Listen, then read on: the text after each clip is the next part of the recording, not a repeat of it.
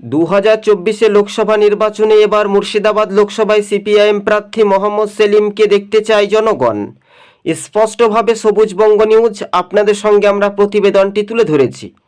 মোহাম্মদ সেলিম যদি মুর্শিদাবাদ লোকসভা কেন্দ্রটি থেকে প্রার্থী হয় সিপিআইএমের তরফে, তাহলে অধীর চৌধুরী তিনি বলেছেন সমর্থন করবে।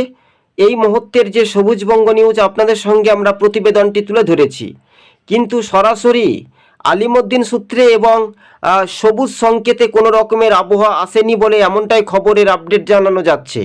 তবে দু একদিনের মধ্যেই কংগ্রেস প্রার্থীর তালিকা ঘোষণা করে দিতে পারে, শুধু বামেদের জন্য অপেক্ষায় রয়েছে বলে এমনটাই খবরের আপডেট আপনাদেরকে আমরা জানাচ্ছি। অধীর রঞ্জন চৌধুরী এই বিষয়ে তিনি পরিষ্কারভাবে বলেছেন যে জোটের জন্য এখনো পর্যন্ত দরজা খোলা রয়েছে, তবে এই জোট কবে হবে বা কতদিন ধরে টিকে থাকবে শেষ পর্যন্ত এটা এখন দেখার বিষয় রয়েছে। তবে ভারতীয় জনতা পার্টি তারা 20 আসনে প্রার্থী ঘোষণা করে দিয়েছে 42টি আসনের মধ্যে প্রথম দফায়। এবার কিন্তু রাজ্য রাজনীতির মধ্য দিয়ে মোহাম্মদ সেলিমরা কি এবার আলিমুদ্দিন সূত্রের খবর অনুযায়ী তারা কি এবার সরাসরি কংগ্রেসের সঙ্গে হাতে হাত মিলাবে? মুর্শিদাবাদ লোকসভায় কি মোহাম্মদ সেলিম প্রার্থী হবে? রাজনৈতিক সমীকরণের মানচিত্র রূপরেখা পুরোপুরি কিন্তু বদলে যেতে পারে বলে এমনটাই মনে করছেন রাজনৈতিক মহল। হ্যাঁ, বাস্তবে এবার রাজনৈতিক সমীকরণের চিত্রটা কিন্তু পাল্টে যেতে পারে। মোহাম্মদ সেলিমকে প্রার্থী হিসেবে দেখতে চাই অধীর চৌধুরী মুর্শিদাবাদ লোকসভা কেন্দ্রে।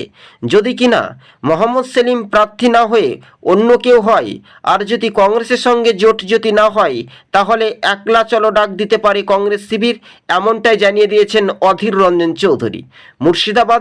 মুর্শিদাবাদ লোকসভা কেন্দ্রে অধীর চৌধুরী প্রার্থীর তালিকাও একেবারে সঠিক মর্যাদা দিয়ে হাইকমান্ডারকে পাঠিয়েছেন। জঙ্গিপুরে প্রার্থী হতে পারে কংগ্রেসের আসিফ ইকবাল। মুর্শিদাবাদ লোকসভা আসনটি ফাঁকা হয়েছে। জঙ্গিপুর এ আসিফ ইকবাল এবং দক্ষিণ মালদা থেকে সরাসরি কিন্তু রয়েছেন এই মুহূর্তে ঈশা খান চৌধুরী।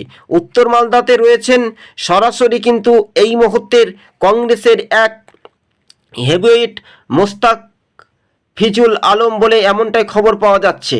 তবে মালদা, মুর্শিদাবাদ, উত্তর দিনাজপুরে মোহিত সেনগুপ্ত প্রার্থী হতে পারেন রায়গঞ্জে, এমনটাই সংক্ষেপে জানানো যায়। এদিকে সরাসরি নেপাল মাহাতো তাকে প্রার্থী করতে চায় পুরুলিয়াতে কংগ্রেস। শেষ পর্যন্ত কতটা জোটের জন্য একটা আওয়াজ উঠতে পারে উত্তর পূর্ব থেকে দক্ষিণ ভারতে, সেটা এখন দেখার বিষয় রয়েছে। পশ্চিমবঙ্গে 42টি লোকসভা কেন্দ্রে এবার প্রার্থীর তালিকা চূড়ান্ত হতে চলেছে কংগ্রেস শিবিরের। বামেদের সঙ্গে জোটের জন্য এখনও পর্যন্ত জট রয়েছে বলে এমনটাই খবরের আপডেট। জোটের কতটা তৎপরতা নিবে বাম কংগ্রেস, এটা এখন দেখার বিষয় রয়েছে।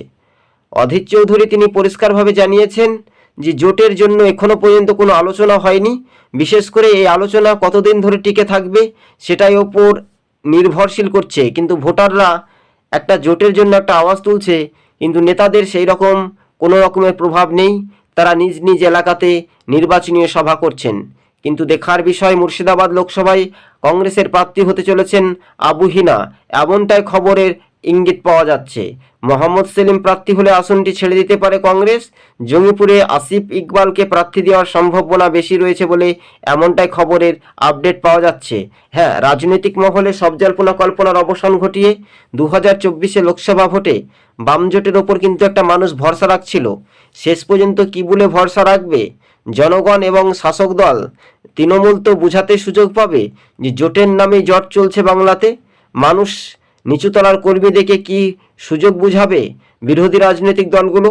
এটা এখন দেখার বিষয় রয়েছে। তবে অধীর চৌধুরী রবিবার দিল্লিতে রওনা হয়ে তিনি বলেন রবিবারে যান এবং সেখানে হাইকমান্ড এআইসিসির নির্দেশে তিনি তড়িঘড়ি যান। পশ্চিমবঙ্গে 42টি লোকসভা কেন্দ্রে বামেদের সঙ্গে যদি জোট না হয়, তাহলে 42টি লোকসভা কেন্দ্রে প্রার্থী দিতে চলেছে কংগ্রেস। অধীর চৌধুরী বলেন 6টি আসন কংগ্রেস জিততে চলেছে 6 থেকে 7টি। সমীক্ষা অনুযায়ী কংগ্রেস 4 থেকে 5টি আসন পেতে পারে। কিন্তু বুথ ফেরত সমীক্ষার ওপিনিয়ন পোল বা বিভিন্ন রাজনৈতিক মহল একটা আলাপ আলোচনা করছে অধীরগড় মুর্শিদাবাদে কিন্তু অনেকটাই শক্তি বৃদ্ধি। ফের তাসের মতো ঘর ভাঙতে পারে তৃণমূলের।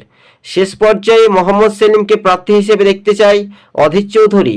এটা এক আকর্ষণীয় মনোভাব বিভিন্ন নিউজ পোর্টালের মাধ্যমে দেখা গিয়েছিল। 2024 লোকসভা ভোটকে সামনে রেখেই এবার কিন্তু বিভিন্ন পর্যালোচনা করে দেখতে পাওয়া যায় যে অধীর চৌধুরী সরাসরি কিন্তু এবার জাতীয় স্তরে কতটা প্রভাব পড়বে এটার উপর কিন্তু একটা নির্ভরশীল বলে এমনটাই মনে করছেন রাজনৈতিক মহল। হ্যাঁ, 2024-এ লোকসভা নির্বাচনে তৃণমূল খেলা হবে বলে স্লোগান তৈরি করবে এবং এনআরসি ললিপপ দেখানোর একটা অভিযোগ করবে, যাতে বিরোধীদের ভোটটা তৃণমূল পুরোপুরি শাসক দলে পড়ে। এটা একটা পরিকল্পনা ছক অঙ্ক করছে তৃণমূল নেত্রী, কিন্তু আসলে কিন্তু তৃণমূল এবার নিজের পায়ে নিজে ব্রেক মারতে চলেছে বলে এমনটাই খবর। 2024-এ লোকসভা নির্বাচনে এবার চাবিকাঠি হিসেবে দেখা যেতে পারে আগামী দিন মানুষের উজ্জীবিত হয়ে কতটা আকর্ষণীয় দেখা যাবে। এই মুহূর্তে রাজনৈতিক সমীকরণ বা রাজনৈতিক ভবিষ্যৎ কতটা আকর্ষণীয় হবে তার ফলাফল কিন্তু বামজোটকে পেতে হবে নিচুতলার কর্মীরা, এটা একটা অভিযোগ করছেন। মুর্শিদাবাদ লোকসভা কেন্দ্রের 60টি বিধানসভা নিয়ে গঠিত সরাসরি করিমপুর, মুর্শিদাবাদ, ডোমকল, হরিহরপাড়া, রানীনগর এবং সরাসরি রয়েছে জলঙ্গি থানার মধ্যে। এই জলঙ্গি মানুষের কতটা উদ্দীপনায় নিয়ে আসতে পারে ভগবানগোলা জলঙ্গি, এই প্রভাবটা কত দূর পর্যন্ত এগিয়ে থাকার সম্ভাবনা বেশি, এটা এখন দেখার বিষয়। তবে এই জোট কতটা মানুষ আশা ভরসা রাখবে বাম জোটের উপর তা কিন্তু স্পষ্ট হয়ে যেতে পারে। 2024-এ লোকসভা নির্বাচনকে সামনে রেখেই বিপুল সংখ্যক মানুষজন কিন্তু জোটের উপর একটা ভরসা রেখেছিল। মোহাম্মদ সেলিমকে মুর্শিদাবাদ লোকসভা কেন্দ্রে প্রার্থী হিসেবে দেখতে চায় কংগ্রেস নেতৃত্ব। সেই মতাবেগ অনুসারে আসনটি ছেড়ে দেওয়া হয়েছে। এই মুহূর্তে রাজনৈতিক সমীকরণের মানচিত্র রূপরেখাগুলো কতটা উজ্জীবিত হতে পারে এটার উপর পুরোপুরি নির্ভরশীল হওয়ার সম্ভাবনা বেশি বলে এমনটাই খবরের আপডেট। 2024-এ লোকসভা নির্বাচনকে সামনে রেখেই এবার মহাজোটের একটা বার্তা আসতে চলেছে। এই বার্তা কতটা স্পষ্ট হয়ে যেতে পারে তার কিন্তু সময়ের অপেক্ষা। অধীর চৌধুরী দিল্লিতে যান রবিবার, সেখানে আধ ঘন্টা প্রায় বৈঠক করেন প্রিয়ঙ্কা, সোনিয়া গান্ধী, রাহুল গান্ধীর সঙ্গে। শেষ পর্যন্ত কংগ্রেস কি 42টি আসনে প্রার্থী দেবে? সিপিআইএমের সঙ্গে জোটের জন্য একেবারে তৎপরতা নিয়েছিল আলিমুদ্দিন। সেই পর্যায়ে সেই মতাবেগ অনুসারে কিন্তু এখনো পর্যন্ত প্রার্থী ঘোষণা করতে পারল না বাম জোট।